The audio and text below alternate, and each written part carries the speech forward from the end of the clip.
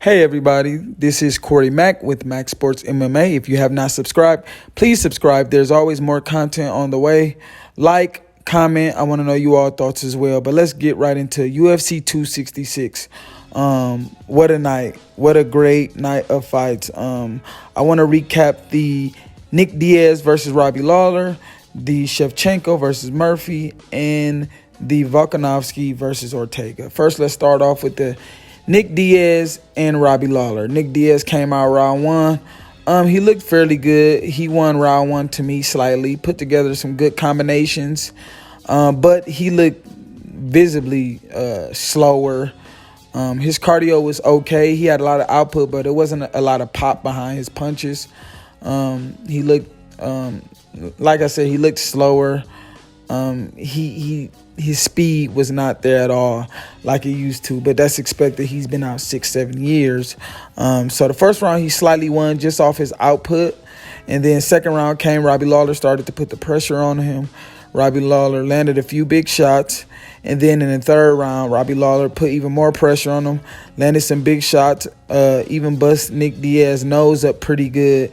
And then essentially in the third round, Nick Diaz went down on one knee after getting hit by a big shot in the nose by Robbie Lawler. He went down on one knee. Robbie Lawler begged him to get up, pretty much told him, hey, get back up, let's finish fighting. And Nick Diaz, surprisingly to me, something that I thought I would never see, he pretty much just took a knee. After he took the knee, he just pretty much went down and said, basically, no more, I'm done. And so, so, I mean, that was a surprising stoppage. The result wasn't surprising to me, but the way it ended, he pretty much quit. I hate to say it, but he pretty much just said no more. But, even after the fight, in the post-fight interview, he pretty much said, I had it coming, as if he knew,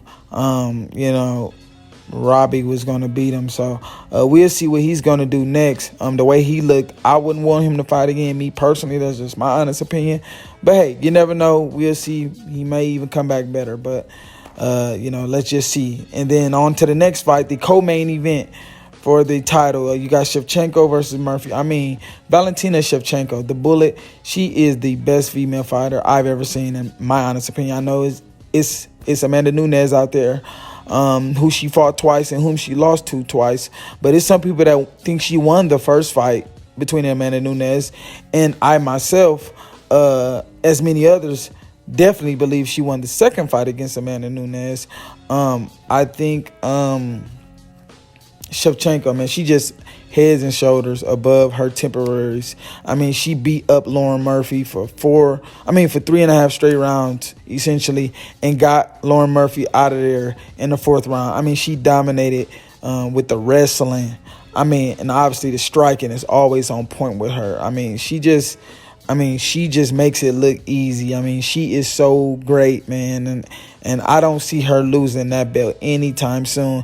In my opinion, maybe one or two fights later for her and Nunes. And I think her and Nunes need to mix it up and figure out who's the best of all time. That need to be the tagline, best female fighter of all time. You know what I mean? Because, their first two fights were super, super close. Could have went either way.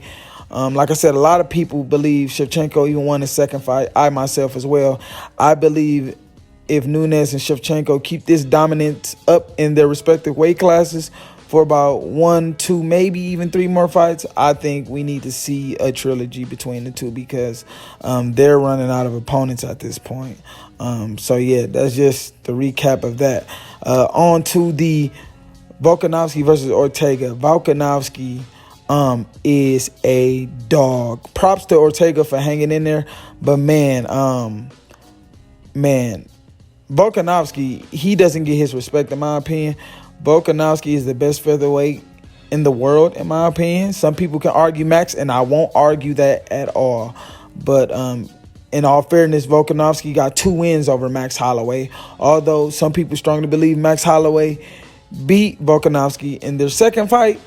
At the end of the day, Volkanovski made it a close fight enough in the second fight to be able to get the nod. And, hey, the judges say he won at the end of the day. He has 2 wins over Max Holloway. And this fight tonight was crazy. The first and second round, Volkanovski set the pace. He set the tone. He pretty much he pretty much outstruck Ortega on the feet. He was just pointing him, kicks, feints, level changes, angles. The jab was working all night as well there for Volkanovski. Third round was one of the best rounds. That's probably round of the year. Ortega had Volkanovski in a guillotine.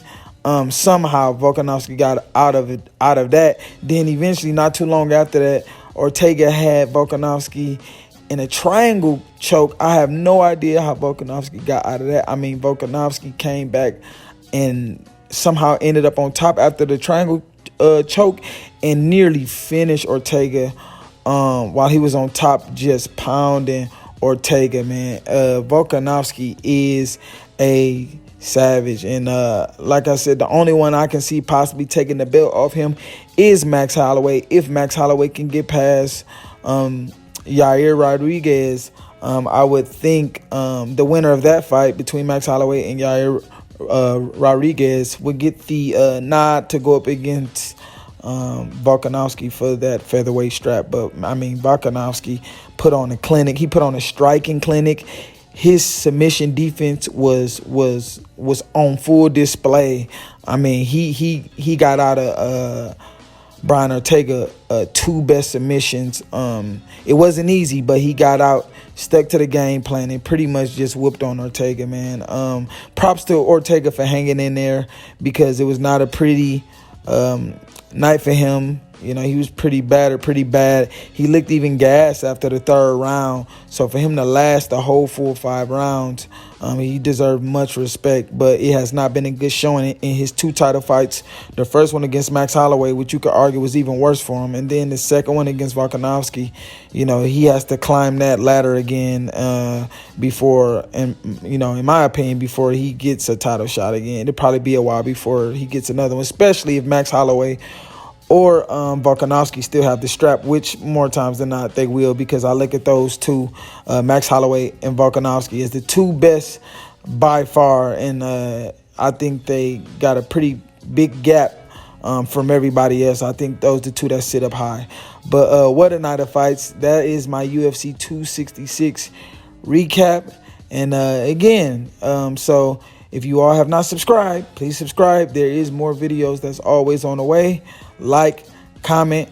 I am Corey Mack with Max Sports MMA. Peace out.